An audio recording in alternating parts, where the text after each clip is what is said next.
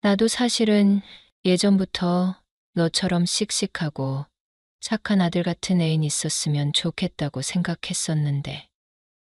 호호. 아줌마는 웃음으로 말끝을 흐렸지만 그 속에는 묘한 떨림과 설렘이 뒤섞여 있었죠. 애인이라는 단어에 제 머릿속이 하얘지는 것 같았어요. 정말이에요.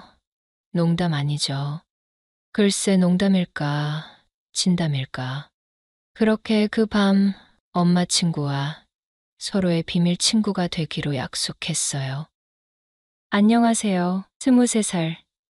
박창식이라고 합니다. 제대하고 복학한 지 얼마 안 된, 이제 막 캠퍼스 생활에 적응해가는 대학생이죠. 스펙 쌓기나 취업 준비보다는 솔직히 말해 학점 관리하고 친구들이랑 술 마시고 동아리 활동하는 그런 평범한 대학 생활을 즐기고 싶은 마음이 더 커요. 물론 속으로는 앞으로 뭘 하고 살아야 할지, 어떻게 돈을 벌어야 할지 막막할 때도 많지만요. 솔직히 말해서 제 어린 시절은 그리 풍족하지 않았어요. 저희 부모님은 두 분 다 이른 아침부터 늦은 밤까지 쉴 틈 없이 일하시는 맞벌이셨어요. 어머니는 작은 식당 주방 보조 일을 하셨고 아버지는 개인 택시 기사셨죠. 새벽부터 밤늦게까지 운전대를 놓지 않으셨어요. 그렇게 두 분이 악착같이 버신 돈으로도 서울의 비싼 집값은 엄두도 못 냈죠. 중학생이 되어서야 겨우 경기도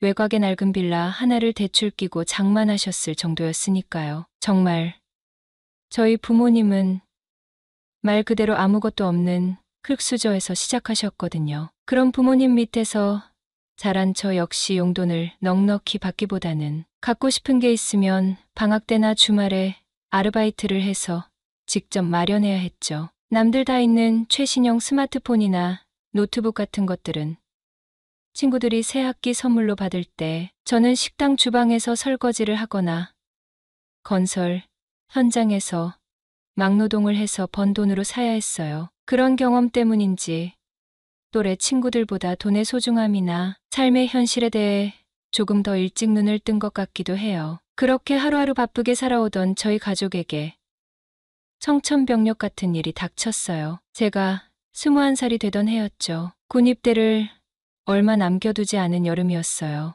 아버지가 갑작스러운 교통사고로 돌아가셨어요. 손님을 태우려고 잠시 갓길에 정차하셨는데 졸음운전을 하던 대형 트럭이 그대로 아버지 택시를 덮쳤다고 하더군요. 그 자리에서 참 허무했죠. 불과 몇 시간 전만 해도 제게 군대 가면 조심하라고, 휴가 나오면 맛있는 거 사주겠다고 웃으시던 분이 차가운 영정사진 속 인물이 되어버린 거예요. 하루아침에 어머니는 평생의 반려자를 잃은 과부가 되셨고 저는 아빠 없는 아들이 된 거죠. 장례를 치르고 집에 돌아왔을 때 아버지 물건이 그대로 놓여있는 모습을 보며 어머니와 저는 한참을 부둥켜 안고 울었죠. 앞으로 어떻게 살아가야 할지 막막함과 절망감에 숨조차 쉬기 힘들었죠. 어머니는 충격으로 식음을 전폐하시고 한동안 아무 일도 못하셨어요. 제가 옆에서 간신히 부축하며 죽이라도 떠먹여 드려야 했죠. 하지만 인생이란 게 참 알 수 없는 것 같아요. 밑바닥까지 떨어진 것 같았던 저희 가족에게 믿을 수 없는 행운이 찾아왔거든요. 아버지의 갑작스러운 죽음으로 슬픔에 잠겨있던 저희 가족에게 마치 하늘이 보상이라도 해주는 것처럼 말이죠. 저희가 중학생 때 겨우 장만했던 낡은 빌라가 놀랍게도 재개발 지역으로 선정된 거예요. 처음에는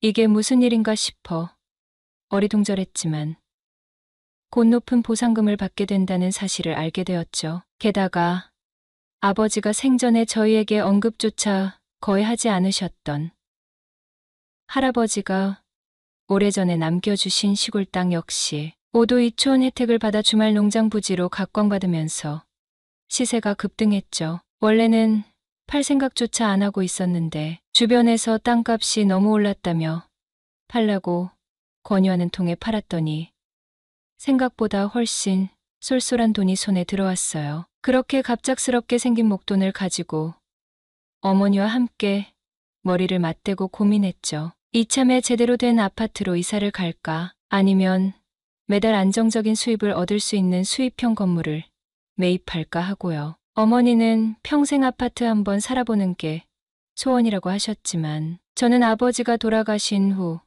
어머니 혼자 남겨질 상황이 걱정됐고 안정적인 노후 자금이 필요하다고 생각했죠. 긴 고민 끝에 저희는 당장의 편안함보다는 미래의 안정적인 수입을 택하기로 했어요. 매달 통장에 꼬박꼬박 월세가 들어오는 수입형 건물을 매입하기로 결정한 거죠. 그렇게 경기도에 한적하지만 앞으로 발전 가능성이 있어 보이는 동네에 1층에 상가가 있고 그 위로 원룸과 투룸이 있는 작은 건물을 매입하게 되었어요. 대출을 조금 받긴 했지만 대부분 저희 돈으로 해결할 수 있었죠. 건물을 매입한 후 가장 먼저 한 일은 저희가 살 공간을 마련하는 것이었어요. 4층 전체를 터서 저희 모자가 지낼 수 있는 넓은 집으로 꾸몄죠. 그리고 1층 상가에는 어머니가 예전부터 해보고 싶어 하셨던 작은 편의점을 차렸고요. 어머니는 이 일을 하면서 아버지 생각도 있고 사람들과 어울리며 활력을 되찾으실 수 있을 거라 생각했어요. 2층과 3층에는 원룸 8개와 투룸 2개, 총 10가구로 구성해서 세를 놓았죠. 운이 좋게도 건물을 매입하고 리모델링하는 동안 공실 없이 임대가 완료되었고 저희는 건물주로서 새로운 삶을 시작하게 되었어요. 저는 예정대로 군대에 갔고 어머니는 1층 편의점을 운영하시며 이 3층 세입자들을 관리하셨죠. 군 복무 중에도 어머니는 제가 걱정할까봐 늘 괜찮다고 말씀하셨지만 가끔 들려오는 목소리에서 힘겨움이 느껴질 때면 마음이 아팠어요. 그래도 아버지가 남겨주신 예상치 못한 유산과 건물이 저희 모자가 앞으로 살아가는데 큰 힘이 될 거라는 생각에 감사했죠. 제대 후 복학하고 얼마 지나지 않아 저는 여느 때처럼 수업을 마치고 집으로 들어섰죠. 도어락을 풀고 현관문을 열자마자 익숙하지만 예상치 못한 얼굴이 눈에 들어왔죠. 바로 엄마의 오랜 친구 진숙 아줌마였어요. 아줌마 안녕하세요? 잘 지내셨어요? 진숙 아줌마는 저희 가족에게는 아주 특별한 분이었어요. 보험 일을 하셨는데 어릴 때부터 저희 가족의 보험을 모두 담당해 주셨어요. 저희 어린이 보험부터 시작해서 부모님의 각종 보험까지 진숙 아줌마 손을 거치지 않은 보험이 없었죠. 그저 고객과 설계사 관계를 넘어 가족처럼 저희를 챙겨주셨어요. 특히 아버지가 사고로 갑자기 돌아가셨을 때 경황이 없던 저희 가족을 대신해서 사고, 수습부터 보험금, 청구, 보상금, 처리까지 복잡한 모든 과정을 꼼꼼하게 처리해 주셨고요. 덕분에 저희는 슬픔 속에서도 복잡한 문제들에 시달리지 않고 장례를 잘 치를 수 있었죠. 그래서 진숙 아줌마에겐 늘 진심으로 고마운 마음을 가지고 있었네요. 게다가 진숙 아줌마는 정말 미인이셨어요. 50살이 훌쩍 넘은 나이에도 꾸준한 자기 관리로 30대 후반이라고 해도 믿을 정도로 탄력 있는 피부와 군살 없는 몸매를 유지하고 계셨죠. 운동으로 다져진 듯한 탄탄한 몸은 젊은 여자들도 부러워할 만했죠. 세련된 옷차림과 흐트러짐 없는 헤어스타일은 언제나 자신감 넘치는 커리어 우먼 같았거든요. 특히 그녀 특유의 눈웃음과 환한 미소는 보는 사람을 저절로 기분 좋게 만드는 마법을 지닌 듯 했네요. 어릴 때부터 저는 진숙 아줌마를 보며 우리 엄마 친구 중에 제일 예쁘다고 생각하곤 했죠. 어머, 창씨가 오랜만이네. 잘 지냈어? 학교는 어때? 진숙 아줌마는 저를 보며 반갑게 웃었어요. 하지만 자세히 보니 그녀의 눈빛에는 평소와 다른 묘한 슬픔과 그림자가 서려 있었죠. 늘 밝고 당당했던 아줌마의 모습이 아니었어요. 네, 아줌마 덕분에 잘 지내고 있어요. 아줌마는요?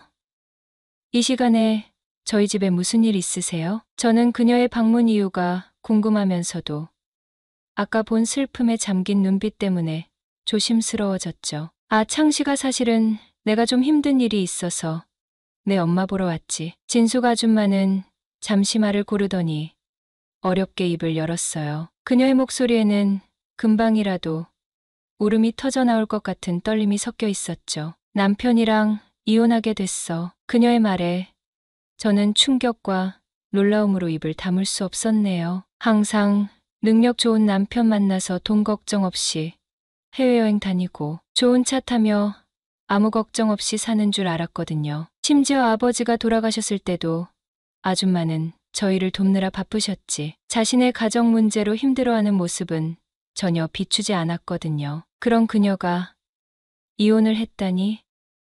갑자기 이혼이라니요? 무슨 일이세요, 아줌마? 남편이 오래전부터 어린 여자랑 바람이 났었나 봐. 얼마 전부터는 대놓고 집에 들어오지도 않고 정신을 못 차리더라고. 나랑 더 이상 못 살겠다면서 먼저 이혼해달라고 하니 어쩔 수가 없었지. 진숙 아줌마는 애써 담담하게 말했지만 목소리에는 깊은 슬픔과 배신감이 묻어났죠. 제가 감히 상상조차 할 수 없는 고통을 그녀가 홀로 겪고 있었던 거예요. 평생을 믿고 함께 살아온 남편의 배신이라니. 아줌마 너무 힘드시겠어요. 제가 해줄 수 있는 말이 이것밖에 없다는 것이 무력하게 느껴졌죠. 괜찮아 창식아. 이제는 나 혼자서라도 씩씩하게 살아야지. 진숙 아줌마는 저를 보며 억지로 환한 미소를 지어 보였지만 눈가에는 촉촉한 눈물이 맺혀 있었어요. 그 모습이 너무 안쓰럽고 마음이 아팠어요. 혹시 아줌마 저희 집에서 잠시 머무시는 건 어떠세요?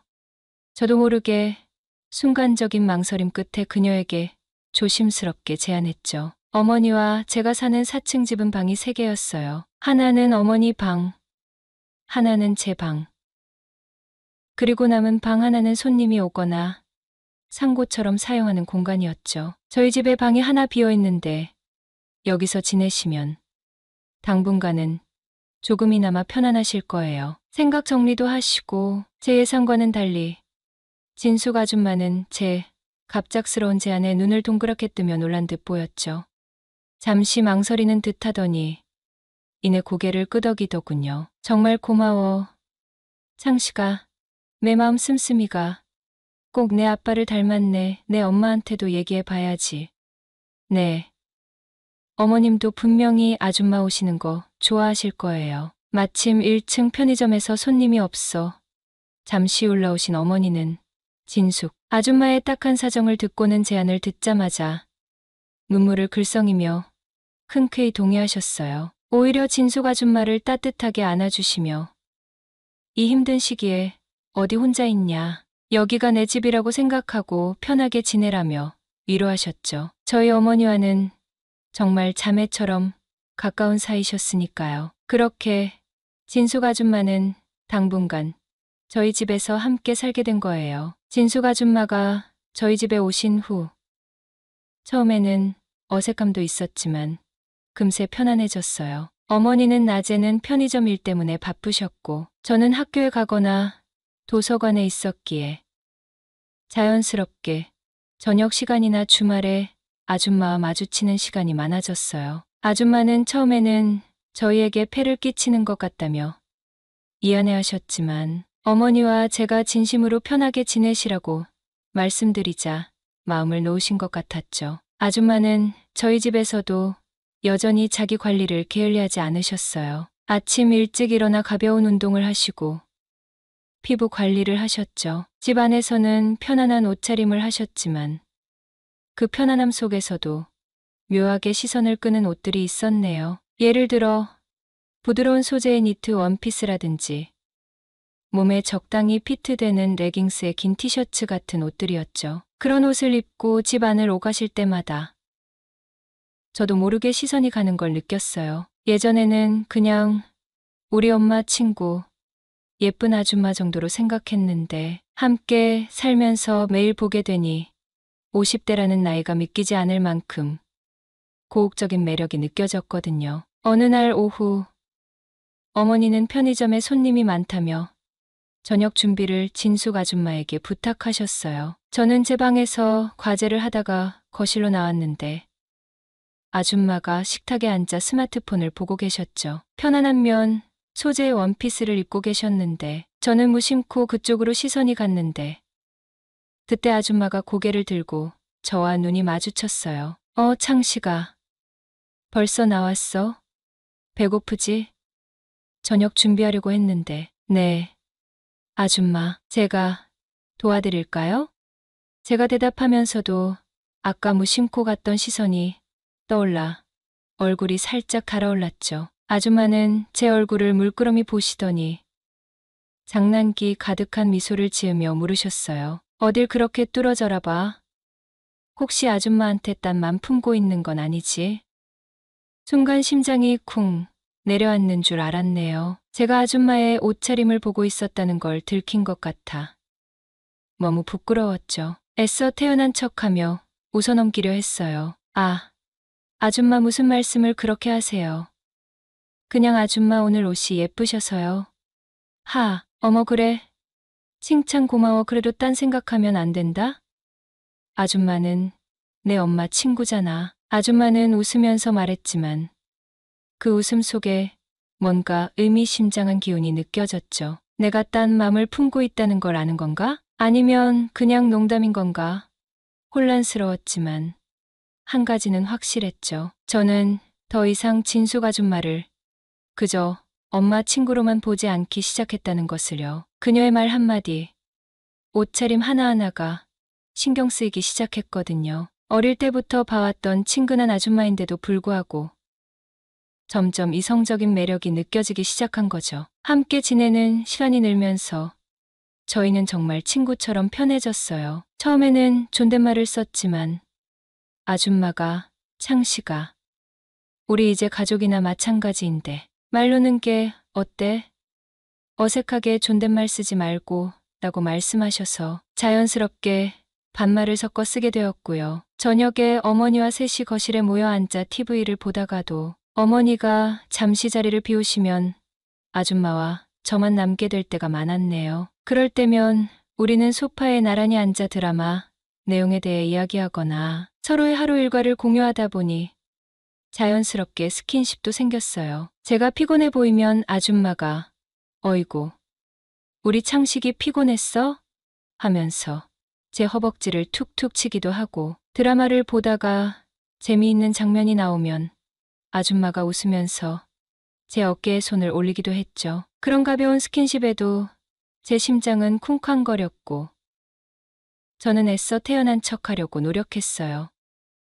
어느 날 밤이었네요. 샤워를 마치고 나와 제 방 침대에 앉아 면봉으로 귀를 파고 있었어요. 며칠 전부터 귀가 가려웠는데 시원하게 파내려던 순간 옥신하는 통증과 함께 피가 섞인 귀지가 묻어나오는 것을 발견했죠. 그때 마침 거실에 계시던 진수 아줌마가 제 방 앞으로 지나가다 저를 보셨어요. 어머, 창식아, 밤늦게 뭐해?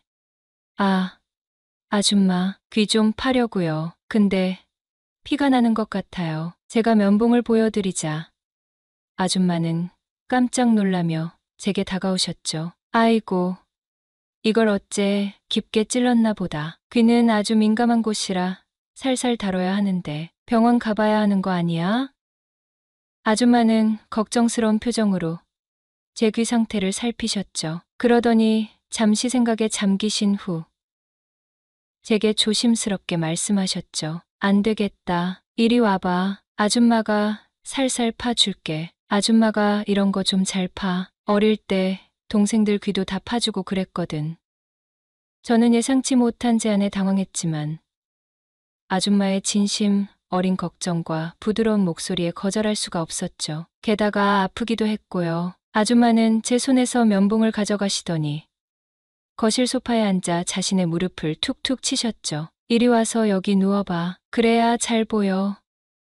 저는 조금 망설이다가 이내 아줌마의 무릎을 베고 옆으로 누웠죠. 태어나서 처음으로 엄마가 아닌 다른 여자의 무릎을 베는 것이었어요. 아줌마의 무릎은 생각보다 부드러웠고 따뜻했죠. 아줌마의 몸에서 나는 은은한 향기가 코끝을 간지렸어요. 아줌마는 제 귀를 조심스럽게 벌리더니 작은 불빛으로 안을 살피며 아주 능숙하게 면봉으로 귓속을 청소해 주셨죠. 아이고, 상처 났었네. 조심했어야지. 자, 이제 깨끗해졌어. 시원하지? 아줌마의 손길은 부드럽고 조심스러웠지만 귓속을 면봉으로 긁어내는 느낌은 평생 처음 느껴보는 기분이었어요. 간질간질하면서도 묘하게 짜릿한 느낌이 온몸으로 퍼져나갔죠. 귀를 파주는 동안 아줌마의 숨결이 제 귓가에 가깝게 느껴졌고 아줌마의 손가락이 제 귓바퀴에 닿을 때마다 전율이 일어났죠. 그 짧은 순간 아줌마의 따뜻한 체온과 부드러운 손길 그리고 은은한 향기에 취해버린 것 같았어요. 아마 그때였던 것 같아요. 제가 진숙 아줌마를 단순히 엄마, 친구나 동거인으로서가 아니라 한 명의 여자로, 이성으로 느끼기 시작한 것이 말이죠.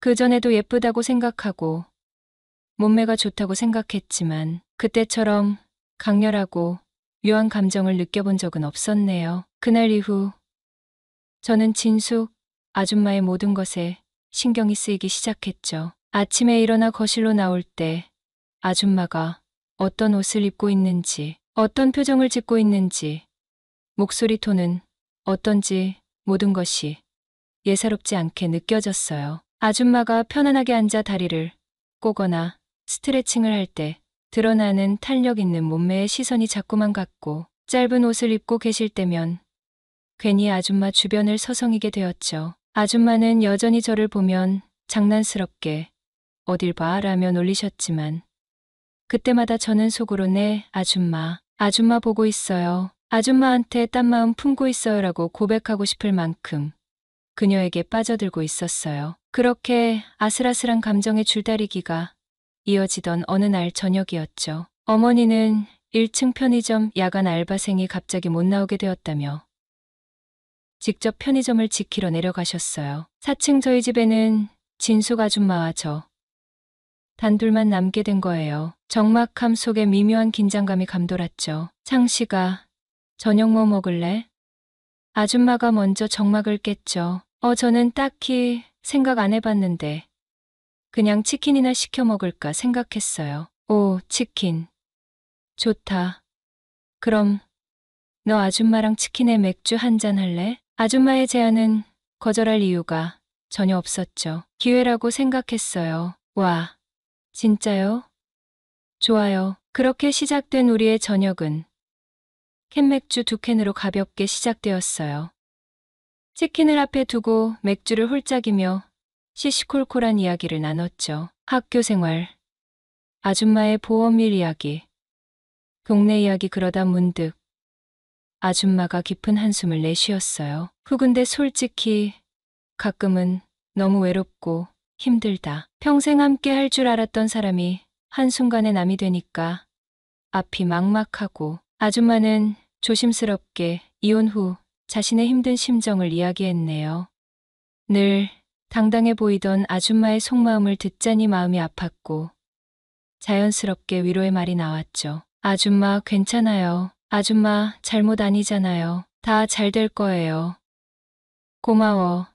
창씨가 내가 있어서 정말 힘이 된다. 이렇게 내 엄마랑 너랑 같이 지내니까 그래도 좀 덜 외로워. 아줌마는 제 눈을 지그시 바라보며 말했어요. 그 눈빛 속에는 감사함과 함께 설명하기 어려운 다른 감정도 느껴졌죠. 저는 그 눈빛에 용기를 얻어 조금 더 솔직해져도 괜찮을 것 같다는 생각이 들었네요. 캔맥주 2캔은 금방 비워졌고 대화는 더욱 깊어졌죠. 자연스럽게 소주를 꺼내왔어요. 소주잔을 부딪히며 서로의 속마음을 조금씩 꺼내 놓았죠. 벌써 2병째 소주잔이 비어갈 무렵 아줌마의 얼굴은 술기운에 발갛게 달아올랐고 피곤함과 슬픔으로 퀭했던 눈가에는 어느새 촉촉한 물기가 어려 있었죠. 나 역시 알딸딸하니 몽롱한 기분이었지만 나쁘지 않았어요. 오히려 아줌마와 단둘이 이렇게 깊은 이야기를 나누고 있다는 사실이 묘하게 설레는 감정으로 가슴 한켠을 간지렸죠. 이제 슬슬 자러 가야겠어요. 더 오래 함께 있고 싶었지만 너무 늦으면 아줌마가 불편해하실까봐 혹은 제가 아줌마에게 다른 마음이 있다는 것을 들킬까봐 걱정되어 애써 자리에서 일어나려 했어요. 더 얘길 나누다 술기운에 실수할 것만 같았거든요. 제 속마음을 말이죠. 그만 마시겠다고 하자 아줌마는 아쉬운 표정을 지으며 고개를 끄덕였죠. 벌써 시간이 이렇게 됐나. 아쉽네. 너랑 이야기하다 보니 시간 가는 줄 몰랐네. 정말 그러네요. 처음에는 어색했던 단 둘만의 시간이었지만 캔맥주로 시작해서 2차로 소주잔을 부딪히며 서로의 속 깊은 이야기를 나누다 보니 밤은 어느새 깊어졌네요. 시계를 보니 새벽 2시. 속으로 아쉬워하며 자리에서 완전히 일어나려는데 아줌마가 툭 하고 말을 던졌죠. 창씨가 아줌마랑 좀만 더 놀아주고 가면 안 될까? 예상치 못한 제안에 순간 숨이 멎는 듯 했네요. 늦은 시간까지 함께 있고 싶었지만 괜히 부담스러워 할까봐 혹은 제가 선을 넘는 건 아닐까 망설였던 제 마음이 무색해지는 순간이었어요. 애타던 갈증이 한 번에 해소되는 기분이었죠. 정말요? 좋아요. 제 적극적인 반응에 아줌마는 살짝 미소 지으며 냉장고로 향했네요. 이번에는 캔맥주 2개를 더 꺼내 능숙하게 따더니 하나는 제게 건네고 나머지 하나는 자신이 들었죠. 그리고 소파에 털썩 앉으며 저를 빤히 바라봤어요. 아줌마랑 노니까 재미없어서 집에 일찍 가려던 거지? 아줌마 무슨 말씀을요? 재미없긴 누가요? 저 진짜 오늘 너무 즐거웠어요. 아줌마랑 이렇게 편하게 이야기 나눈 거 처음 같아요. 그래? 아줌마도 오늘 정말 좋았어. 너랑 이렇게 이야기하다 보니까 힘든 것도 있고 그냥 내가 참 편하네. 아줌마의 진심 어린 말에 제 마음이 따뜻해졌어요. 살짝 긴장되기도 했죠. 그리고 뭔 일이 곧 터질 것만 같았거든요. 어쩌면 진숙 아줌마라는 사람이 저를 편안하게 만들고 가꾸만 끌리게 하는 묘한 매력이 있었던 것 같아요. 술 기운 때문이었을까요? 아니면 더 이상 제 마음을 숨길 수 없었기 때문이었을까요? 저는 용기를 내서 전부터 아줌마에게 하고 싶었던 말을 꺼냈어요. 아줌마, 솔직히 말하면 저 예전부터 아줌마 좋아했는 거려. 하하, 얼굴이 화끈거렸죠. 술 기운 때문인지 아니면 쑥스러움 때문인지 알 수 없었죠. 어색함을 감추려 괜히 큰 소리로 웃으며 캔맥주를 벌컥 들이켰죠. 순간 정적이 흘렀어요. 아줌마는 아무 말 없이 저를 바라봤고 그 침묵이 어색해질 즈음 아줌마가 천천히 입을 열었죠. 어머, 그랬니? 아줌마의 목소리는 낮았지만 그 속에 담긴 떨림은 숨길 수 없었네요. 그리고 이어지는 아줌마의 말에 저는 귀를 의심했죠. 나도 사실은 예전부터 너처럼 씩씩하고 착한 아들 같은 애인 있었으면 좋겠다고 생각했었는데. 호호. 아줌마는 웃음으로 말끝을 흐렸지만 그 속에는 묘한 떨림과 설렘이 뒤섞여 있었죠. 애인이라는 단어에 제 머릿속이 하얘지는 것 같았네요. 저는 그녀의 눈을 똑바로 바라보며 물었어요. 정말이에요? 농담 아니죠? 글쎄 농담일까? 진담일까? 아줌마는 여전히 웃고 있었지만 그 눈빛은 장난기가 아닌 진심을 담고 있었죠. 저는 숨을 크게 들이쉬었어요. 떨리는 목소리로 다시 물었죠. 만약 진담이라면요? 진담이면 오늘 우리 근데 창씨가 나 사실 전 남편한테 복수하고 싶어. 복수? 이 설레는 분위기에서 갑자기 복수라니. 예상치 못한 이야기에 순간 흥이 깨지는 듯 들었죠. 어떻게 복수를 한다는 거지? 나랑 무슨 상관이지? 머릿속이 혼란스러워졌죠. 사실은 말이야. 아줌마는 술 기운 때문인지 아니면 솔직한 마음을 털어놓는 부끄러움 때문인지 목소리가 떨렸어요. 그 사람이 나보다 12살이나 어린 띠동갑 여자랑 바람이 났거든. 생각할수록 분하고 억울해서 잠이 안 와. 그래서 나도 복수하고 싶었어. 그 사람처럼 나보다 훨씬 어린 남자랑 그것도 남들 몰래 짜릿하게 연애해서 그 사람 속 좀 뒤집어 놓고 싶거든. 나는 아줌마의 복잡한 감정을 들으며 아무 말도 하지 못했어요. 이혼의 상처와 배신감이 그녀를 복수로 이끌고 있다는 것을 알 수 있었죠. 하지만 그 뒤에 이어지는 아줌마의 말에 내 심장이 다시 한번 요동쳤어요. 근데 그런 생각을 하다가 문득 그 상대가 바로 내가 되었으면 좋겠다는 생각이 들었지. 창씨가. 그녀의 고백, 복수라는 복잡한 동기가 섞여 있었지만 핵심은 분명했죠. 진숙 아줌마가 나에게 마음이 있고 나와 연인 같은 관계를 원하고 있다는 것. 비록 그 시작이 완벽하게 순수한 사랑은 아니더라도 나를 향한 마음이 없이는 나올 수 없는 이야기였죠. 그녀의 아픔과 외로움, 그리고 나를 향한 욕망이 뒤섞인 진심이 느껴졌죠. 그러니까 우리 비밀 친구 같은 거 하는 건 어때? 아줌마는 조심스럽게 다시 말을 이었죠. 그녀의 제안은 복수라는 목적을 달성하기 위한 수단처럼 들리기도 했지만 나에게는 그녀와 가까워질 수 있는 유일한 기회처럼 느껴졌어요. 남들 모르게 우리 둘만 아는 특별한 관계. 나는 망설일 틈도 없이 본능적으로 대답했어요. 그래요. 비밀 친구 좋아요. 지금 나에게 중요한 것은 아줌마와 조금이라도 더 가까워질 수 있다면 어떤 관계든 상관없다는 것이었죠. 복수라는 동기가 마음에 걸리지 않는 것은 아니었지만 아줌마의 상처를 이해했고 그녀의 솔직한 마음에 나 역시 끌리고 있었어요. 이제부터는 내가 다 알아서 할게. 순간 숨 막히는 정적이 흘렀죠. 아줌마의 말은 너무나 직접적이고 노골적이었어요. 저는 심장이 미친 듯이 뛰기 시작했죠. 정말 괜찮으시겠어요? 마지막으로 확인하고 싶었죠. 돌이킬 수 없는 선을 넘는 것이 두려웠던 걸까? 아니면 혹시라도 아줌마가 후회할까봐 걱정했던 걸까? 아니면 그저 이 믿을 수 없는 상황에 대한 확인이었을까?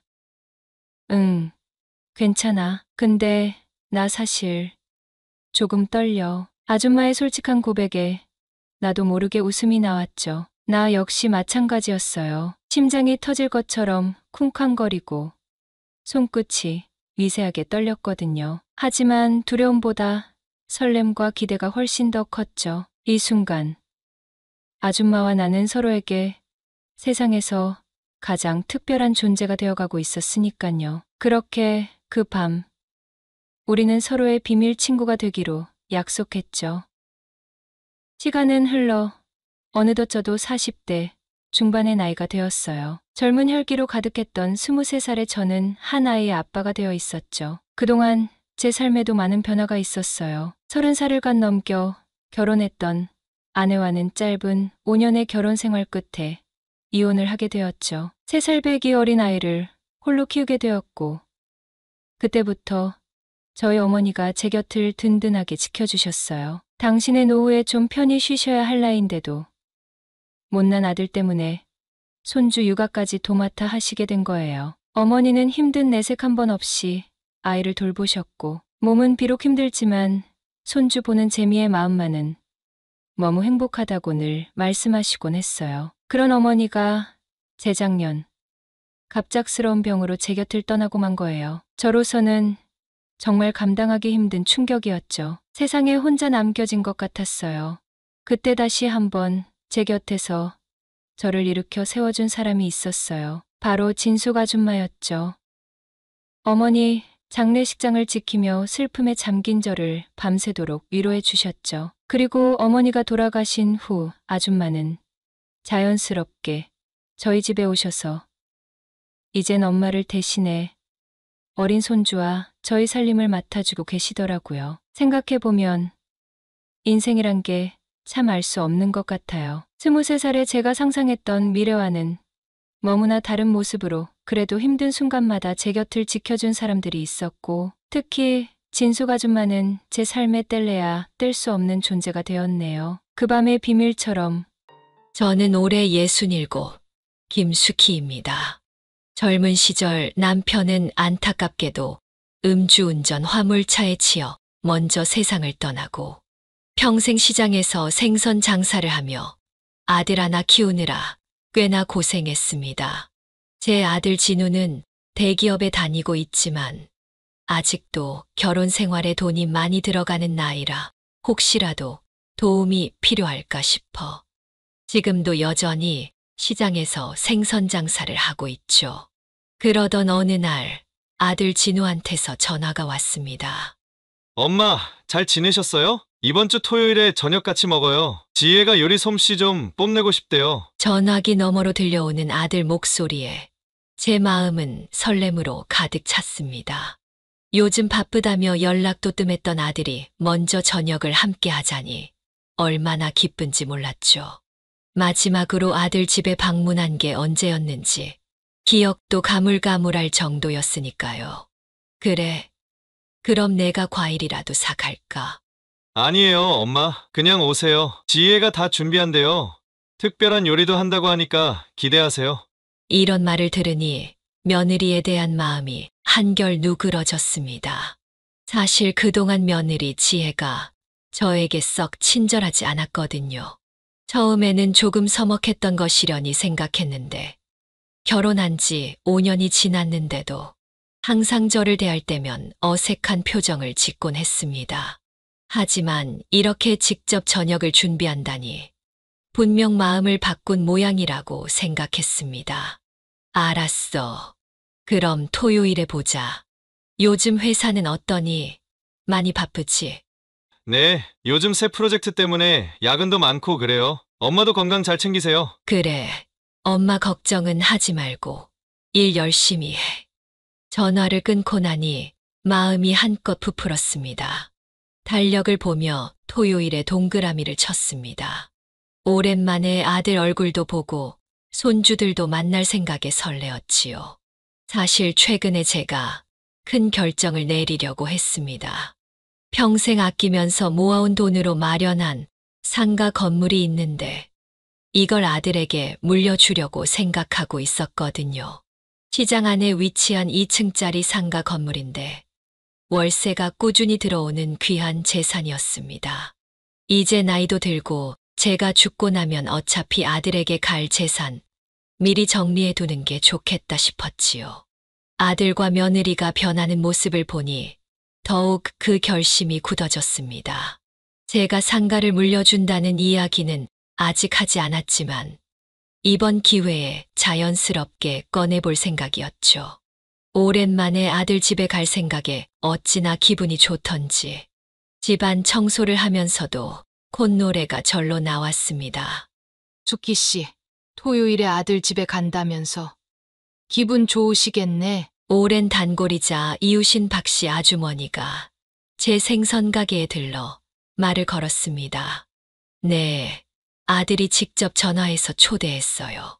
며느리가 요리도 한다고 하니 얼마나 기대되는지 몰라요. 그래요? 우리 애들은 다들 바쁘다고 1년에 한 번 얼굴 보러 오는 것도 귀찮아 하던데. 효자네, 효자. 맞아요. 그래서 더 기쁘네요. 아마 손주들도 많이 컸을 거예요. 마지막으로 본 게 2달 전이거든요. 드디어 토요일. 저는 아침부터 분주하게 움직였습니다. 머리도 하고 평소에 아끼던 옷도 꺼내 입었습니다. 손주들 용돈도 챙기고 아들 부부에게 줄 작은 선물도 준비했지요. 비록 값비싼 선물은 아니었지만 마음을 담아 고른 것들이었습니다.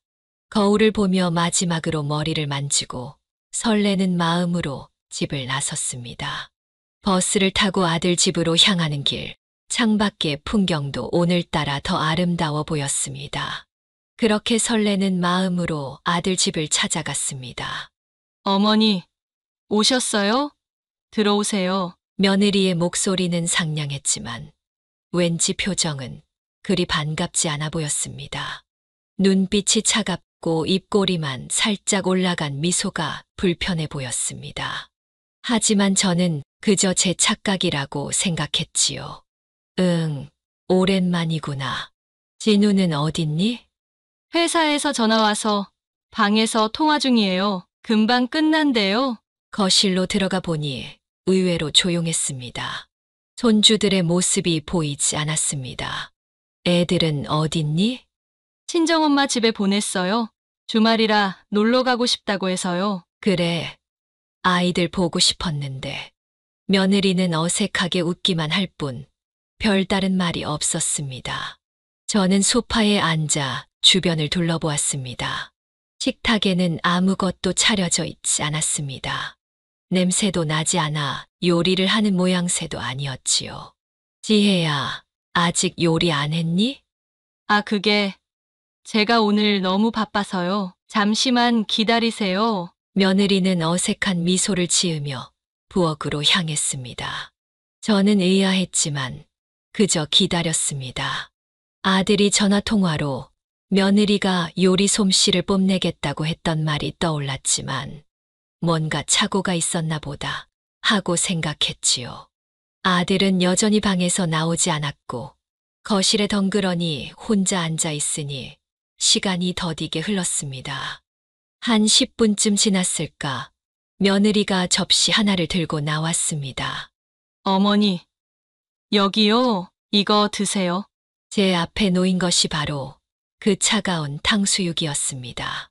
아이고, 이게 뭐냐? 나더러 이런 차가운 탕수육이나 먹으라고 내놓는 거니? 며느리가 저에게 내민 접시에는 차갑게 식어서 딱딱하게 굳어버린 탕수육 몇 조각이 담겨 있었습니다. 분명 어제, 아니 그제 먹고 남은 것 같았습니다. 어머니, 요즘 돈도 없으실 텐데 평소에 비싼 음식 드시기 힘드신 거 아니에요? 이거라도 드리는 게 어디예요? 저희도 돈 나갈 때 많아서 아껴야 하는 거 모르세요? 그 말을 듣는 순간 저는 가슴이 철렁 내려앉았습니다.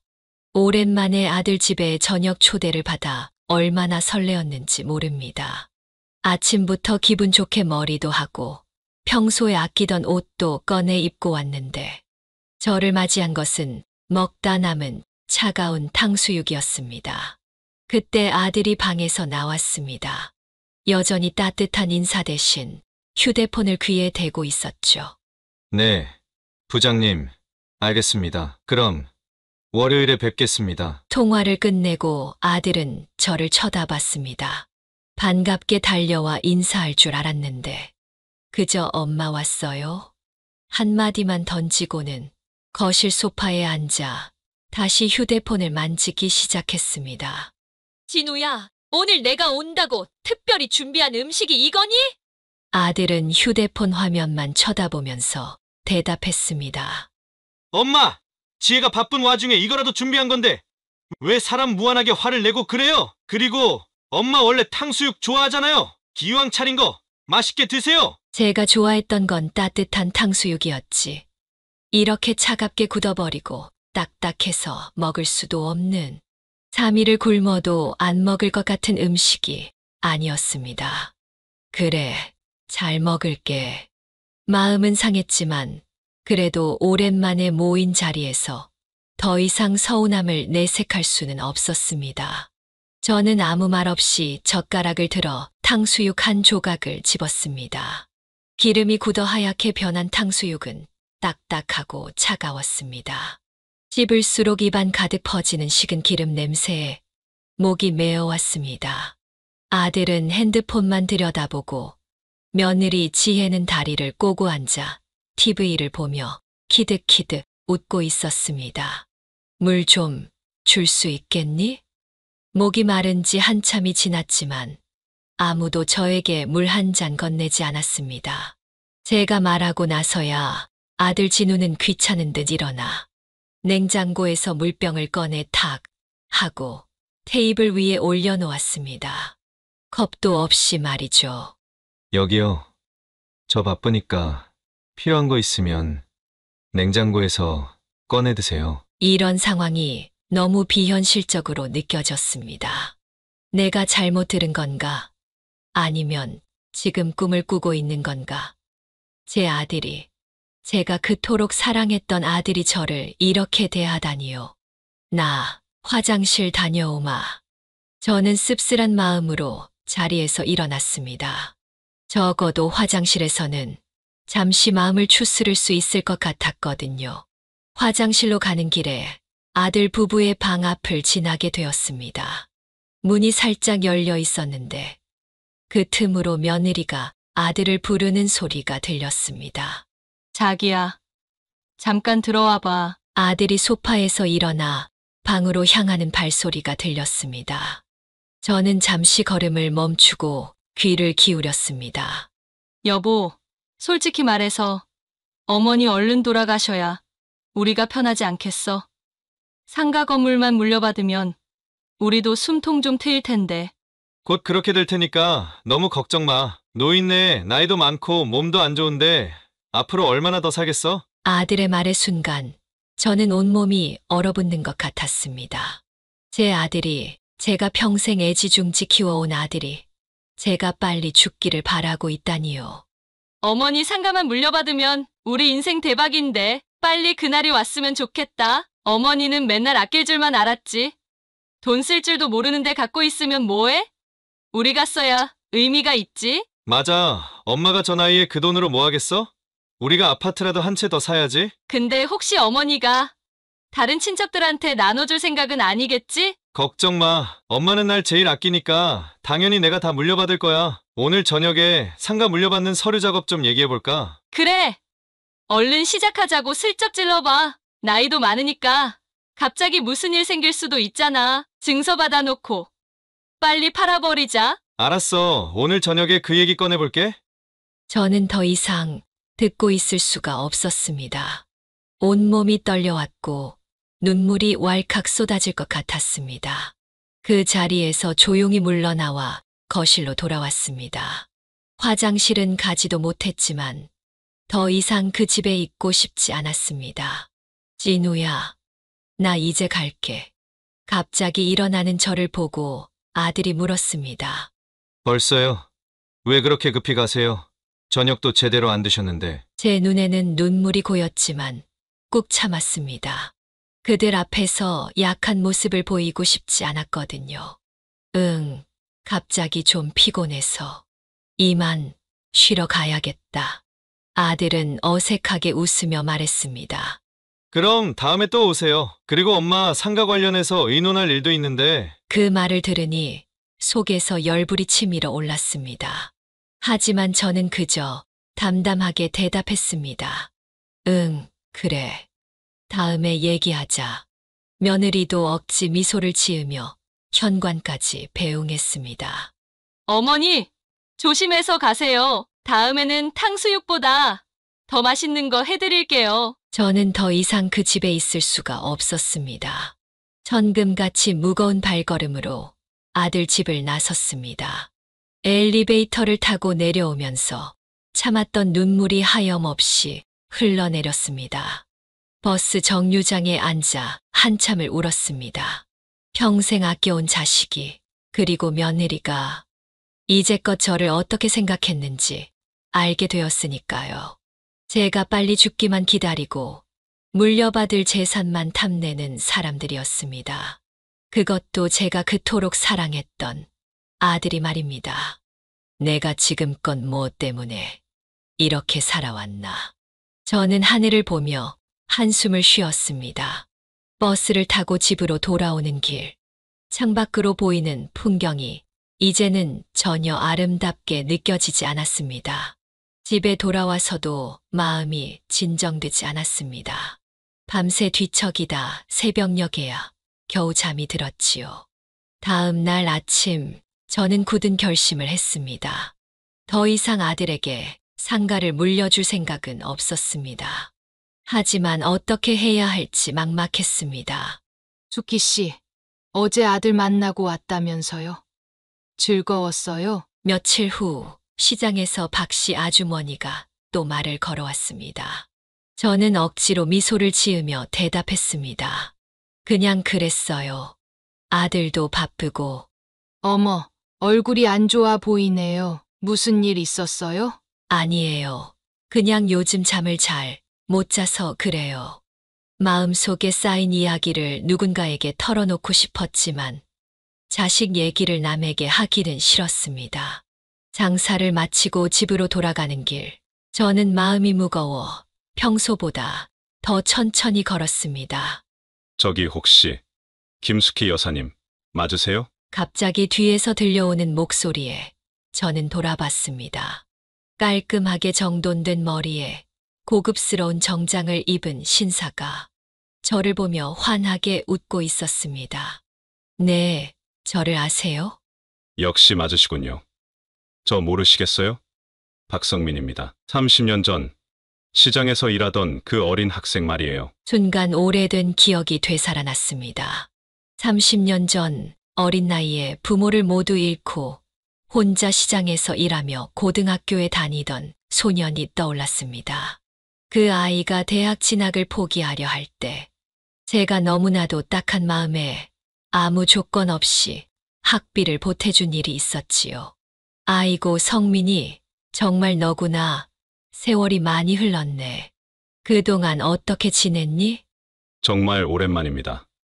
여사님 덕분에 전 잘 지내고 있어요. 제 사무실이 여기 근처에 있는데 잠깐 차 한잔 어떠세요? 오랜만에 뵈니 너무 반가워서요. 그리고 사실 드릴 말씀도 있고요. 오랜만에 만난 제게 무슨 할 말이 있을지 조금 의아하긴 했지만 저는 성민이와 함께 사무실로 향했습니다. 사무실은 강남 한복판에 자리하고 있었습니다. 비서가 내온 커피를 마시며 자리에 앉자 성민이는 자신의 이야기를 들려주었습니다. 제가 여사님 덕분에 대학에 진학하고 전액 장학생으로 유학까지 다녀오고 나서 곧바로 사업을 시작했어요. 처음에는 작은 회사였는데 지금은 중견기업으로 성장했습니다. 핸드폰 부품 제조업이에요. 그래, 성공했다니 정말 기쁘구나. 모두 여사님 덕분입니다. 그때 여사님이 아니었으면 저는 대학도 못 갔을 거예요. 사실 계속 찾아뵙고 싶었는데 유학 다녀오면서 핸드폰을 바꾸는 바람에 연락처를 잃어버렸었거든요. 오늘 이렇게 우연히 뵙게 돼서 정말 기쁘네요. 성민이의 진심 어린 말에 제 마음이 따뜻해졌습니다. 그는 계속해서 이야기를 이어갔습니다. 제가 오늘 여사님을 뵙게 된 건 하늘의 뜻인 것 같아요. 저는 오랫동안 여사님을 찾았거든요. 그리고 마침내 오늘에서야 제 간절한 바람이 이루어졌네요. 내가 뭘 했다고 그러니? 그저 어려운 학생 한 명 도와준 것뿐인데. 아닙니다. 여사님은 제 인생을 바꿔주셨어요. 그때 저에게 네가 성공해서 나중에 다른 사람을 도와주면 된다고 하셨죠? 저는 그때부터 그 말씀을 평생 가슴에 새기고 살았습니다. 성민이 말을 듣고 있자니 아들 생각이 나서 가슴이 아팠습니다. 괜찮으세요? 안색이 너무 안 좋으신데 실례가 안 된다면 혹시 지금 어려운 일이 있으신 건 아닌지 여쭤봐도 될까요? 무슨 일이든지 꼭 도움이 되어드리고 싶어요. 저는 잠시 망설이다 결국 아들과 며느리에 관한 이야기를 털어놓았습니다. 차가운 탕수육부터 시작해서 제가 우연히 들은 대화까지 모두 말이지요. 이야기를 하는 동안 눈물이 나올 것 같았지만 꾹 참았습니다.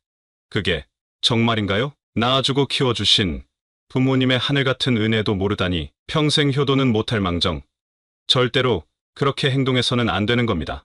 이제 어떻게 하실 생각이세요? 글쎄, 아직 모르겠어. 상가를 팔까 생각 중이야. 그런데 어디서부터 시작해야 할지 모르겠어. 성민이는 잠시 생각에 잠기더니 말했습니다. 제가 도와드리고 싶습니다. 여사님 상가를 제가 매입하겠습니다. 시세보다 훨씬 더 높은 가격으로요. 뭐라고? 아니야, 그럴 필요 없어. 네가 왜 그런 걸? 아닙니다. 제가 진심으로 원해서 그러는 겁니다. 여사님이 저에게 주신 은혜를 조금이라도 갚고 싶어요. 그리고 사실 그는 잠시 말을 멈추고 가방에서 서류 봉투를 꺼냈습니다. 저희 회사가 확장 중인데 바로 그 지역에 사무실을 내려고 했어요. 여사님의 상가는 위치도 좋고 저희 회사에 딱 맞는 크기입니다. 정당한 거래가 될 겁니다. 저는 놀라움을 감출 수 없었습니다. 마치 하늘이 저를 도우려는 것 같았습니다. 그리고 아까 드릴 말씀이 있다고 했던 건 이거예요. 그는 또 다른 봉투를 꺼내 제 앞에 내밀었습니다. 10억 원 수표입니다. 언젠가 여사님을 다시 뵙게 되면 이렇게 웃는 얼굴로 직접 전해드리고 싶었어요. 제가 받은 은혜에 대한 마땅한 도리라 생각하시고 꼭 받아주세요.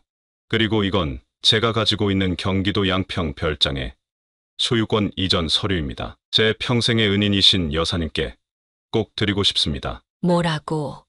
이게 무슨 소리야? 갑자기 이렇게 큰 돈을? 여사님께서 베풀어 주신 덕분에 지금의 제가 될 수 있었습니다. 제 마음이니까 꼭 받아주세요. 여사님이 새 인생을 시작하시는데 조금이나마 도움이 되었으면 좋겠네요. 저는 말문이 막혔습니다. 이런 일이 저에게 일어나다니 꿈만 같았습니다. 결국 저는 성민이의 진심 어린 마음을 받아들이기로 했습니다. 우리는 그 자리에서 상가 매매 계약서에 서명했고, 저는 그가 건넨 봉투와 별장 서류를 받았습니다. 성민아, 정말 고맙다. 내가 평생 잊지 않을게.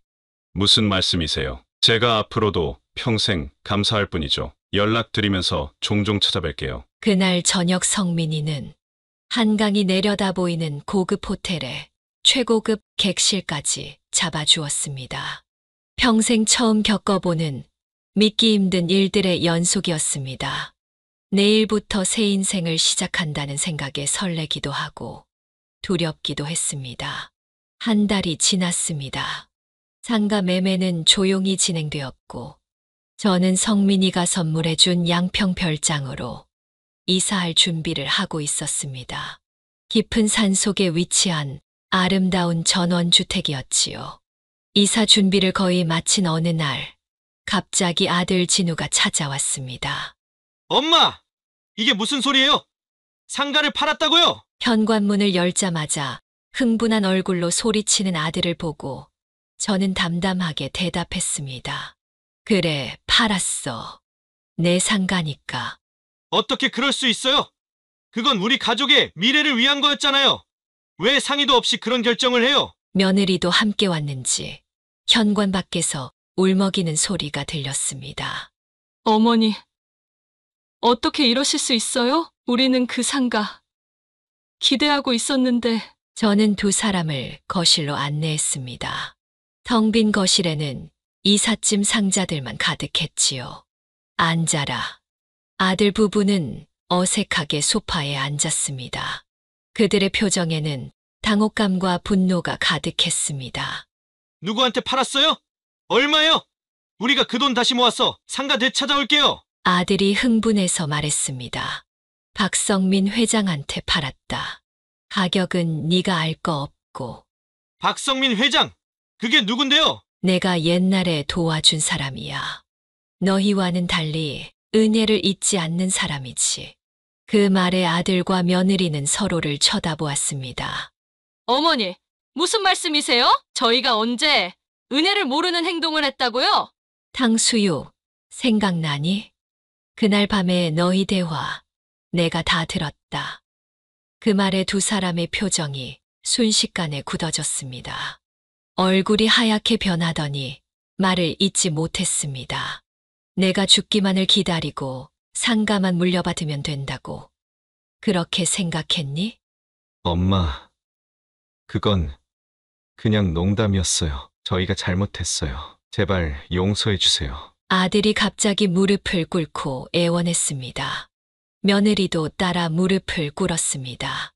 어머니, 정말 죄송합니다. 저희가 정신이 나갔었나 봐요. 다시는 안 그럴게요. 제발 상가만 다시 찾아주세요. 그들의 모습이 안쓰럽기도 했지만 저는 이미 결심을 굳혔습니다. 이제 와서 그런 말이 무슨 소용이니? 이미 결정했다. 난 이제 전원주택으로 이사 갈 거야. 너희와는 인연을 끊으려고. 엄마, 그럴 수는 없어요. 우린 가족이잖아요. 이제 와서 가족을 들먹이는 아들의 말에 꾹꾹 눌러 참아왔던 말들이 튀어나왔습니다. 가족! 저녁 먹으러 오라더니 차가운 탕수육이나 내놓고 내 등 뒤에서 나 빨리 죽으라고 기다리는 게 가족이니? 제 말에 아들은 고개를 숙였습니다. 눈물을 흘리는 것 같았지만 저는 더 이상 그런 눈물의 마음이 약해지지 않았습니다. 상가는 이미 팔았고 그 돈은 이미 다 써버렸다. 이제 와서 미안하다고 해도 돌이킬 수 없어. 엄마, 어떻게 그 큰 돈을 어디에 쓰셨어요? 그건 네가 알 바 아니야. 내 돈이니까. 사실 저는 그 돈의 대부분을 기부했습니다. 독거노인 지원단체와 장학재단에 말이지요. 제가 받은 은혜를 다른 이들에게 나누고 싶었거든요. 엄마, 제발요. 저희를 버리지 마세요. 버리는 게 아니야. 그저 각자의 길을 가는 거지. 너희가 나를 버린 게 아니었니? 엄마, 진우야, 이제 그만 나가라. 난 내일 이사 준비하느라 한가하게 노닥거릴 시간이 없다. 그리고 당분간은 연락하지 말 거라. 어머니, 정말 이러실 거예요? 저희 아이들은요? 손주들은 보고 싶지 않으세요? 며느리의 말에 저는 잠시 가슴이 아팠습니다. 손주들은 정말 보고 싶었지만 이것이 최선의 결정이라고 믿었습니다. 손주들은 내가 나중에 따로 만나든지 할 테니까 이제 당장 나가! 아들과 며느리는 한참을 더 애원했지만 결국 빈손으로 돌아갔습니다. 그들이 떠난 후 저는 창가에 서서 하늘을 바라보았습니다. 마음 한구석이 아팠지만 동시에 이상하게 홀가분했습니다. 마치 오랫동안 짊어졌던 무거운 짐을 내려놓은 것 같은 기분이었지요. 이사한 지도 어느덧 6개월이 지났습니다.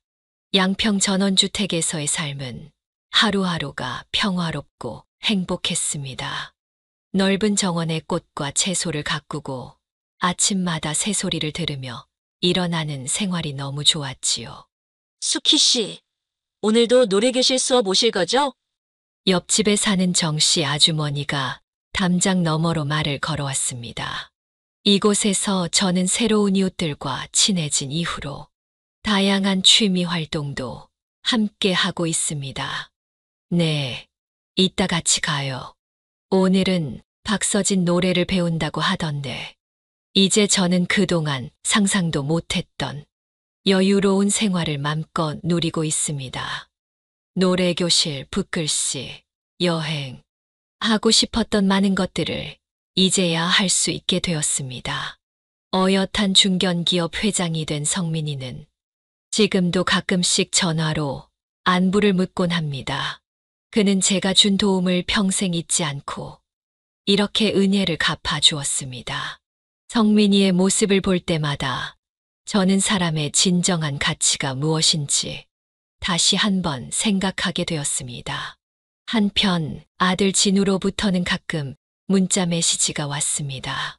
처음에는 저를 찾아오겠다고 협박까지 했지만 점차 시간이 지날수록 진심 어린 사과의 말들을 보내오기 시작했습니다. 엄마, 정말 죄송합니다. 제가 너무 어리석었어요. 언젠가 용서해 주실 수 있길 바랍니다. 저는 아들의 문자에 바로 답장하지 않았습니다. 아직은 시간이 필요하니까요. 하지만 언젠가는 다시 만나볼 생각입니다.